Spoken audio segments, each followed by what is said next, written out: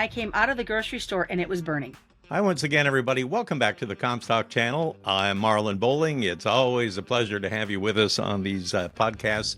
We love talking with you about all things ag related and market related. Be sure to like these videos and, as always, subscribe to the videos. You can click on that little bell icon right down below, and you can share these videos with others as well to help us continue to grow as one of the fastest growing ag podcasts out there. Well, today it's a very special honor. I get to talk with Susan Littlefield, who is a fellow farm broadcaster from KRVN and the Nebraska Rural Radio Network, where I worked like a lifetime ago. But anyway, Isn't Susan that works long there now. ago? She is probably, I would consider, maybe the biggest ag voice out there in the central part of the country because of the territory they cover. Susan, thanks for joining us. By the way, she's a past president of NAFB too. So let's talk about what's going on. You're actually located in kind of what would it be, east central Nebraska, where you are. How's the harvest going? Yeah, so we're located in east central Nebraska. Just to give folks kind of a vantage point to where I am specifically, we're about, an hour 15, hour 20 minutes from Lincoln to the west, and from Omaha about an hour and a half.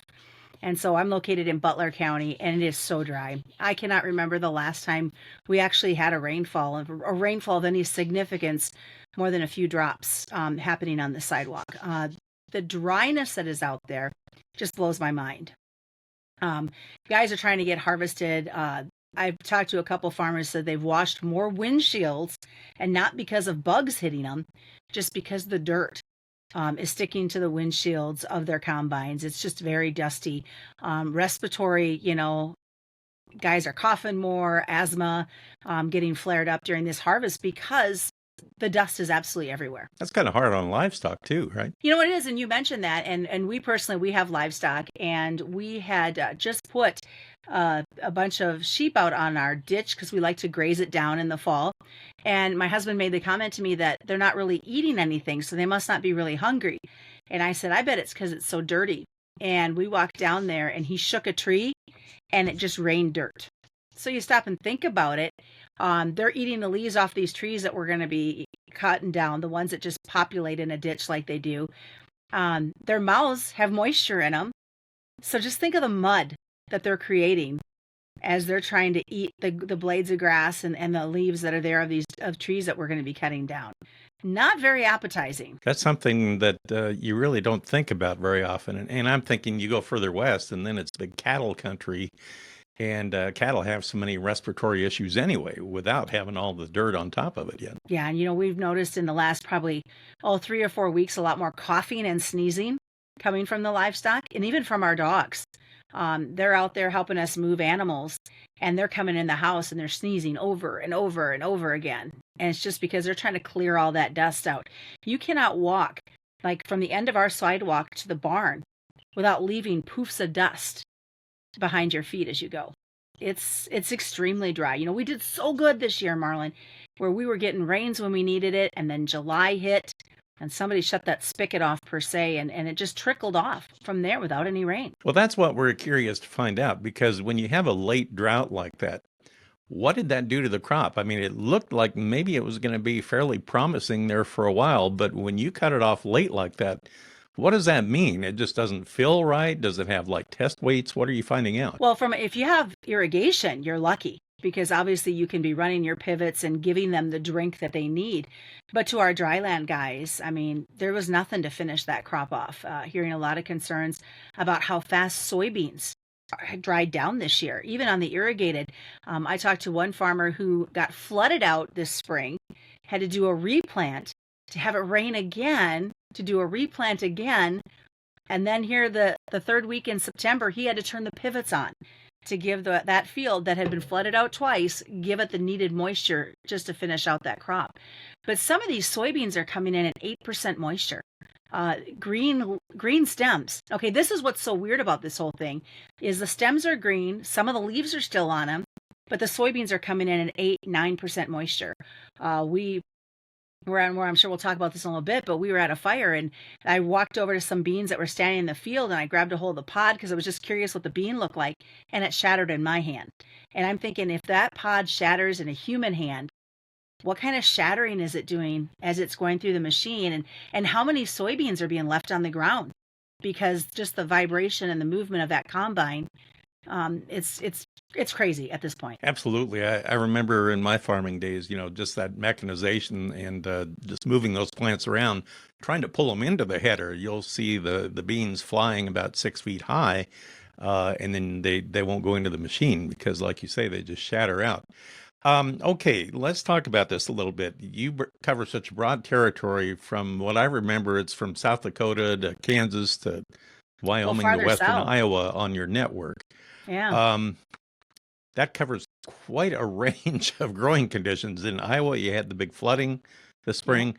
You go out west, and everything was kind of burning up from what I hear. Now, lately, everybody's talking about fires. My own family I had two family members had their combines catch on fire this fall because it's so dry. Luckily, it didn't catch the field on fire, but they got them put out in time. But man, I'm hearing fires from Kansas all the way up to North Dakota in the high plains. Is that Oh yeah. And there's fires right now out in Montana, there's fires in Wyoming. And it's something as simple as, heck, just yesterday I was at the grocery store, somebody flipped a cigarette into the island at the grocery store where the mulch is and where the plants are, and I came out of the grocery store and it was burning. I mean, if that gives you, that's how fast something like that starts. I mean, it is extremely dry. We talked about how dry these soybeans are. Corn as well is coming out drier than some had expected it. So you're getting that buildup in your combine. And if you have a bearing that goes hot or a belt that breaks or something goes awry, that stuff is sitting there. It's just perfect combustion to get a fire started in your combine. As a firefighter and an EMT, we're always reiterating to our farmers, make sure, one, you have a good fire extinguisher and that it's full and that it hasn't expired. Also, let somebody know where you are at all times. I know of a few farmers in my neck of the woods that always have their location shared with either their employees or their spouse. So if they have to call and say, hey, I have got a fire, and your first reaction is, okay, where are you? Well, I'm at the old Jones place. Okay, further generations might not know who the Joneses are. Or, I'm at the Merlin Johnson operation. Having it pinged on your phone, your employer, your spouse can pull it up on the phone and say, oh, okay, I see. You're at the county road of D and 38 right now. Or, so when they call 911, they can give exact locations. And that in itself is going to save a lot of time. wow? Now, I did a report yesterday from the Central Corn Belt, and in that area, they have been clearing out the soybeans first. Mm-hmm. They're almost wrapping up on soybeans, and they're saving the corn for last. Where I am in the Mid-South, they knocked the corn out first. It's all gone, and now they're working on soybeans right now. What are they doing where you are? Is it kind of half and half, or are they favoring one over the other right now? Marlon, usually it's corn and then beans around here, unless, obviously the soybeans are coming in a little bit faster. But this year, because it was so dry, they're finding that they have to get these soybeans out now. I've heard of elevators having to put beans on the ground, which isn't something they're used to doing. They're used to, we see corn piles all the time and don't think twice about it going past an elevator. But to see a pile of soybeans, that's not something we're used to. The beans are coming in hot and fast. They want them out. They want to get them out of the field. And, now we're going to be getting a good frost coming in, hopefully beginning next week. So that's going to help with some of these corn, because the cornfields, some of them are still too wet enough to be able to harvest comfortably and be able to store them. Do you think farmers are running a little bit ahead of schedule now on fall harvest on their Most, activity? most definitely. I think How much? I'm gonna peek over here. I'm gonna glance away from you for just a second because I had just pulled that up earlier. So harvest 29% is the average for corn in Nebraska at this point. As of the last report from NASS, it was at 27%, which is pretty decent. I think they're right on pace. But I think in this next week, when we see the report come out, it's going to be completely different. How about the cattle industry in Nebraska? What's going on with that? I know they've been talking about trying to rebuild the cattle herds, but it doesn't sound like we're really making much progress in that regard as far as rebuilding the cattle herd. What have you heard? In regards to cattle, I've talked to a few young people that have said, hey, we're going to start retaining some heifers back. We haven't done that in the last 2 years. We've shipped to everybody because of the way the prices were. But there's some optimism, not as strong, though, as we would like to see that herd retention. As I had one old timer say, if I was a pork producer and I needed to rebuild my herd, yeah, we're good. He says, but in order to do it with cows, he says, it's going to take us a couple years. This isn't something that's going to happen, in the next 6 months. It's going to take a while to rebuild. Now, if we don't get moisture, Marlin, these heifers might be going to town because there's not going to be any grass, any pasture to feed them. And so we're going to have to wait and see. But prices have still been very decent at sale barns. So how do you weigh that? Keep a cow back or heifer back, or sell her and put some money in your pocket of your farming operation? Or what is your banker telling you to do at this point? Is he or she saying, I think it's time to sell? I think a lot more older cows, I think if you had the opportunity, maybe your older ones might go to town a little bit quicker. Let's keep those heifers back because they've got more years available. The feeders, I hear, are incredibly expensive out there, and it's hard to make it pencil out right now. Totally hard. I didn't get there's sale going on right now at our local sale barn, so I'll find out tonight how decent those prices were on the feeders. But even for us, we have a small feedlot, and I said to my husband, I said, we're dwindling down, and he said, yeah, I just can't afford to put them in the feedlot to feed them the corn, even with cheaper corn, because we at our place do farm to fork. And so you're asking somebody to write you a check for $3,000 for a steer, and then they have to do the processing on top of it.